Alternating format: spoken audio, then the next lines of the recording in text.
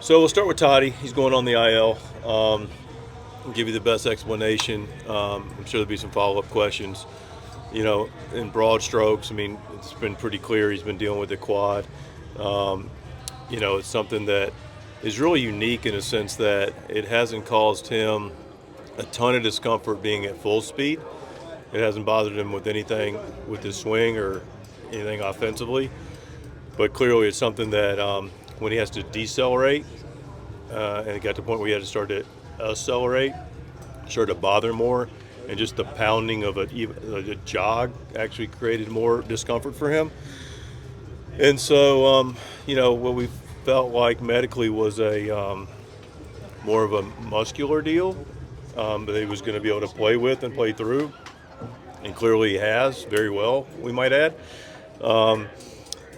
And then once it started to feel like it was starting to impact him a little bit more consistently, the group stopped and said, "Hey, what does this need to? We need to get some imaging." And it turns out he's got a slight stress reaction in that area. So, we found this out a couple of days ago. Spoke with him, spoke to a bunch of medical people, including our trainers and so forth. He could still play because he's been playing with it, but it's something that it's not going to get better unless we rest it. When you say stress reaction, is that a stress fracture or is it just a muscular stress thing? reaction. Okay, so it's I think you could muscular? No, it's bone. Oh, it is bone. It is bone. Yeah, that's the thing that was, causing us some uncertainty with the medical group, with him about how it was presenting, and if this was presenting as muscular, but turned out to be, bone. And again, it's a stress reaction. Some people may call it a fracture at some point. I don't get into the weeds with the medical terminology, but it has been labeled a reaction. It has been diagnosed, and it is something that even right now, like the last 2 days, he was available to taking a bat. Like he's been available for the last several months. He could actually still continue to play. The reality, though, is he was starting to get to a point where he was going at a high percentage of clip and starting to see a little bit of more compromised I think we all saw it, of how he's able to perform. So we're going to take some time, let him heal. He's a young, great athlete that we anticipate to heal quicker, but we don't have a timetable on it. Is the expectation or the hope that it'll be 10 days, or is it pretty much known that it might be longer than that? I think we always want to hope it's going to be closer to 10 days. I think we should be realistic and expect some. If we're going to do this, we do have an advantage in the schedule right now, where we have clearly the All-Star break coming up, and I'm not saying it's going to go through the All-Star break, or I can't tell you that. I don't think, because nobody knows. So I'd be, but we do have. I did my math right, which could be sketchy. I believe we have 15 games in the next, before the All-Star break type thing. So we got or 17 games rather, in 25 days. So yeah, there's no time to miss Toddy. But if we're going to rest it now, we got about a 25-day window that could be early, could be later. But my point is, we have a point in the schedule where we're not going to miss many games with this break. The associated moves that are going with his going on the IL, and also we saw some other players that look like they're moving as well. Yeah, we do have some moves. In no particular order. We got Bryce Johnson is on the club in the lineup today. So Bryce is, I don't know who gets moved for who, but Bryce is on the roster in Toddy's, stead. Play all the outfield positions starting tonight against the lefty. We have Rosario back. Eggy will be back. He's done a really nice job in AAA at the expense of, moving Sugar. So Zokar will go down and get some at-bats and work on his game. And then, Mazer will also be up for Brito. And so, the move there, which I'm sure questions will be coming relative to Mr. Darvish. But let's unpack, the move with Brito right now. It's really when I say it's a positive move for Brito didn't take it that way necessarily. And when you go to the minor leagues, like, hey, this is great. But it is a positive move for the organization. It's a big picture move. Johnny's done a nice job here. He's pitched in a lot of different roles, but we also look up, and this is a guy that has pitched in a longer relief setting for us and done well, has the weapons to be able to turn over lineups. So he's going to go to El Paso as a starter and start to get built up and create some organizational depth. So that's a valuable thing for us and for him, and those are the moves. You already presented the segue for it, so are we still expecting to see you on the mound tomorrow? Yeah, I just wanted you to talk for a while. And we're not going to see Darvish on the mound tomorrow. Major's going to take that start, which is why he's the move for Brito. Getting some medical things still corrective. He's got a little inflammation in his elbow. Do we think it's serious? We don't. As most of these things early on, there's optimism, but it's not blind. So we'll just continue to evaluate it. But, we don't think it's going to be too much longer, but it is going to be longer than him being able to take the start tomorrow. Can you give us an update on Joe Musgrove? It sounds like he's going to start throwing. I guess that's good news. And also, we've seen Xander doing some baseball activities of late. Any update or timeline for either of those two players? Updates, no timelines. We're getting closer to Bogey having a timeline, and then probably Joe on a return to play. But there's nothing I can sit there and tell you in concrete at the moment. But once you start to see baseball activity ramp up, you're starting to get to see a timeline take place. I won't mention the day, but he does have another CT scan coming up. So when that takes place, we'll be able to know what we're able to do to ramp up his activity. Again, good news is he had a CT scan more recently that allowed us to ramp up to where we're at now.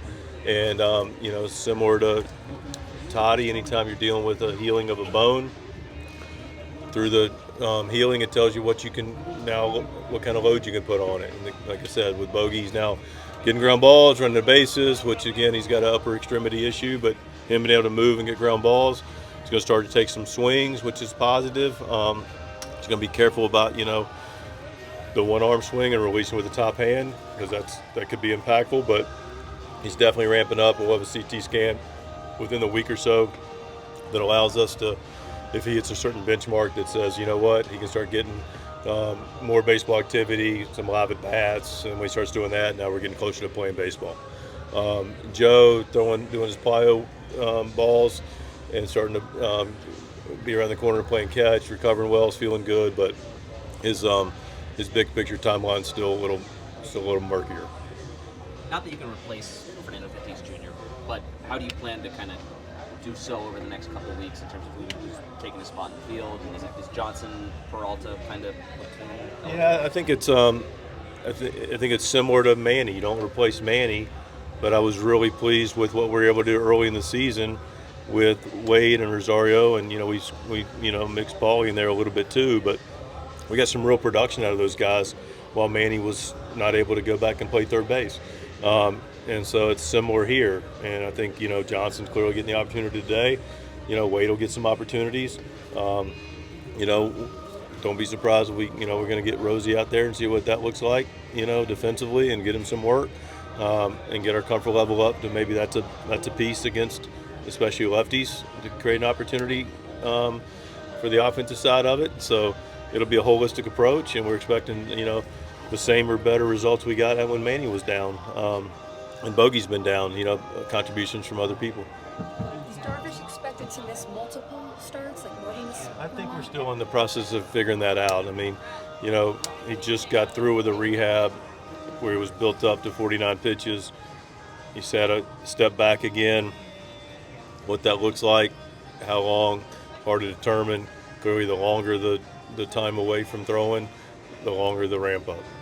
Coach, can you talk about Luis Ariz, what he means to you guys since you guys got him and he's playing at an all-star level and now he's in the mix for the all-stars? Kind of talk about what, make his fight for them to be an all-star. Oh, he's an all-star. I mean, listen, I get the benefit of seeing the league. I don't get the benefit of seeing and living with every player every day. So I know there's a lot of good players in the league. But if you're going to be at the top of the league in hitting and contribute the way he has, that's an all-star for me. What about Pro? Oh, if he's not in the All-Star game, then we got to recount. something's not right. I mean, this guy's been one of the better players in baseball, so he should be in that lineup and in a prominent spot. We haven't yet seen Fernando's since, I think, Friday. How did he take the news, and how much did he push against the idea of going on AL and trying to play through it? You know, it's a good time to stop and praise Fernando.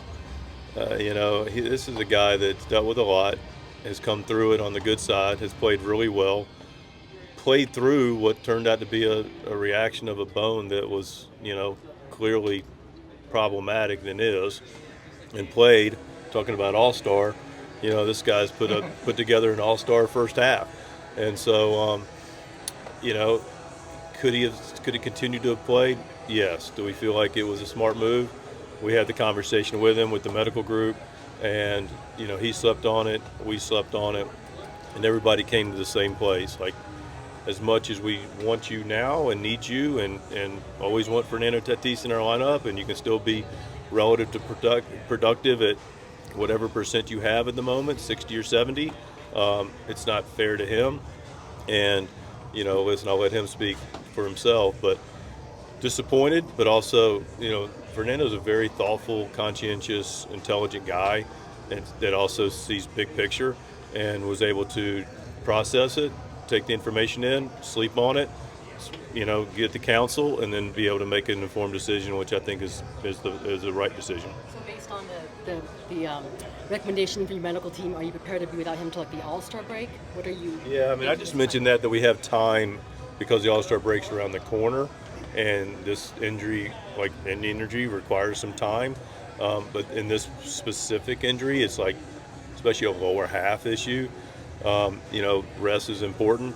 So the more time we can buy him, I'm not saying he will or won't be back before the All-Star break. I'm just saying, and I don't want to put a timeline on it because it could be prior, and it could be post, where he's still not ready to go past the All-Star break. You know, the time and how he heals will be a determinant of that. So, but he was rightfully upset, but understandably professional, and saw the big picture of what we're trying to do. The good news is, and I'm not saying it'll happen short term, but offensively, he's been able to swing the bat without any pain. And we don't feel like he's going to be overly limited in still being able to keep the bat moving. So that's a really encouraging thing to know that he can still get a feel for his hitting and do that, because the other things he can pick back up pretty quickly.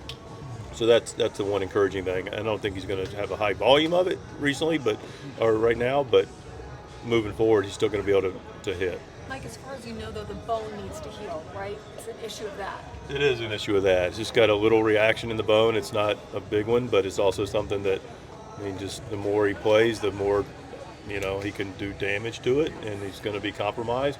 And I think the thing for us with him is okay, it just started to, the recovery was harder, the effort was harder.